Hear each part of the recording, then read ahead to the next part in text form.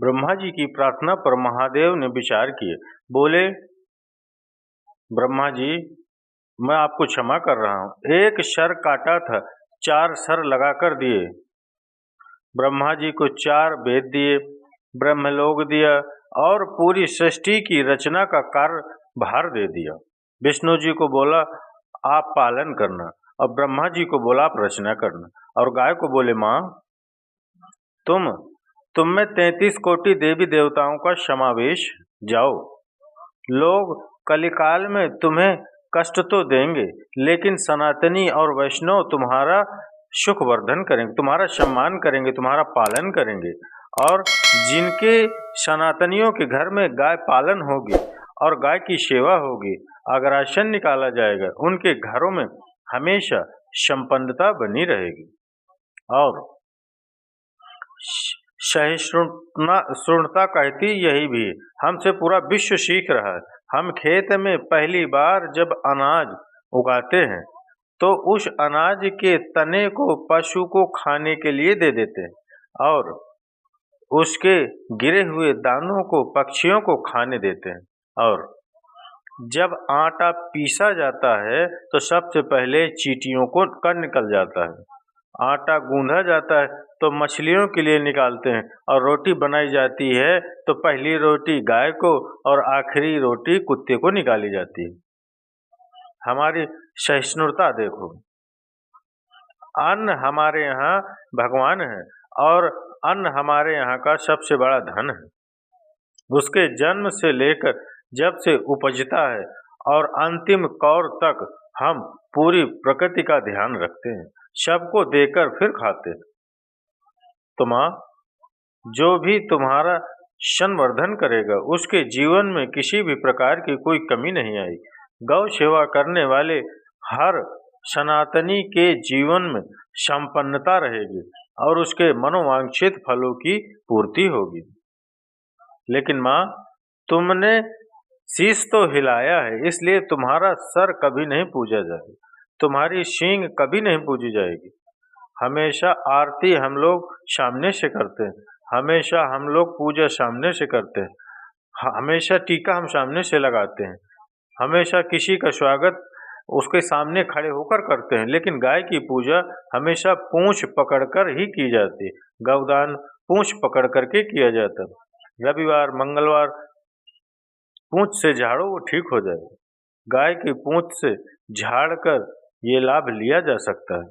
और एक बात कहूँ, एक संत कहते हैं कि प्रकृति की निर्माण का काम विष्णु को नहीं दिया, ब्रह्मा जी को दिया। क्यों?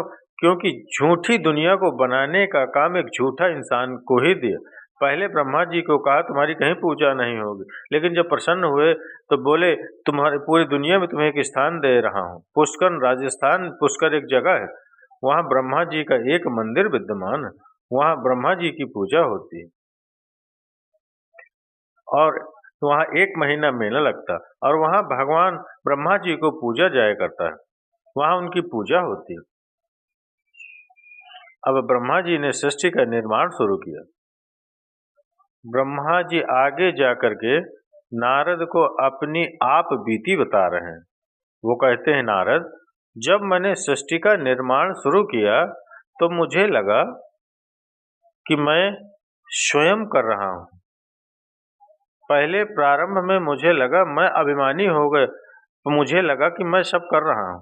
लेकिन फिर जब मेरे अंग से कुछ ऋषि और कुछ गंधर्व और कुछ देवों ने जन्म लिया, यहाँ तक कि मेरी जांग से, मेरे रोंग से, मेरे कान से, मेरे नाक से, मेरी आँखों से, मेरे मानस से, मेरे चिंतन से अलग अलग देव और ऋषि निकलने लगे। क्रोध से नारद तुम्हारा जन्म हुआ और सबके सब तपस्या करने चले गए। संसार कैसे चलता है? तो मैंने अपने ही अंदर गौरी शंकर को महसूस किया, अर्धनारेश्वर को महसूस किया, उनका दर्शन किया। आधे शरीर में माता पार्वती का, माता शिवा का दर्शन हुआ और आधे शरीर में महादेव का दर्शन हुआ। तो मेरे जांग से मनु और शत्रुपा का जन्म हुआ, स्त्री और पुरुष।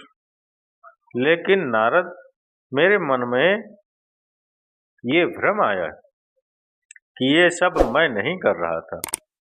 मैं उस भ्रम से मुक्त हो चुका नारद, और मुझे समझ आया कि सब महादेव स्वयं करवा रहे हैं। परमात्मा जब तुम्हें कोई काम देता है तो उसको पूरी करने की सामर्थ्य भी देता है। ईश्वर जब तुम्हें कोई काम प्रदान करता है तो उसकी सामर्थ्य भी वही देता है।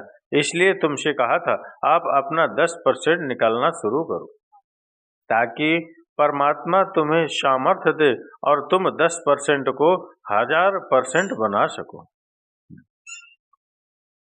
तो नारद जी को ब्रह्मा जी कह रहे हैं, बोले नारद, मुझे सामर्थ्य मिली परमात्मा से, मुझे सामर्थ्य मिली ईश्वर से, वरना जरा सोच कर देखो विश्व में कितने प्रकार के पशु पक्षी हैं, जाने कितने प्रकार के कीट पतंगे हैं, और जाने कितने प्रकार के जानवर हैं, और सब में कितने रंग हैं। नए नए पक्षियों के वीडियो आपके व्हाट्सएप पे आते रहते हैं। कोई पक्षी अलग तरीके से बोलता है तो कोई अलग तरीके से चलता है, कोई अलग तरीके से बात करता है और कोई अलग तरीके से व्यवहार करता है।